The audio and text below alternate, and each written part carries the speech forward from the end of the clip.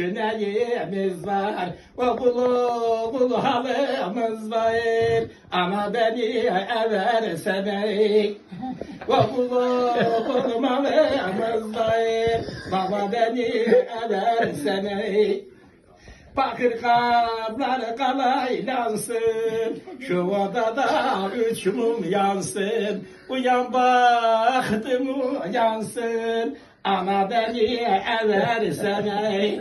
Uyan baktım uyansın, inet beni eversene. Diyerdim da bunu.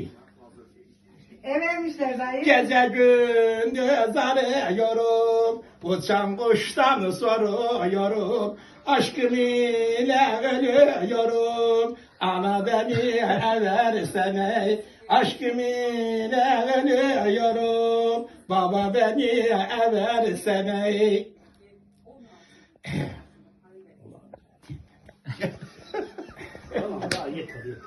Yeter, yorum. Dur söyle. Tamam. Beyaz giydim, karelendim, ciğer parelendi, deli gönlüm alevlendi, ana beni eversene, deli gönlüm alevlendi, inet beni eversene. Diyerdim bu türküleri sana ben. Unuttun mu? Eve geliyordum diyerdim evde o ki. Ha köyde. Unutmuşum. Bana sarılıyor.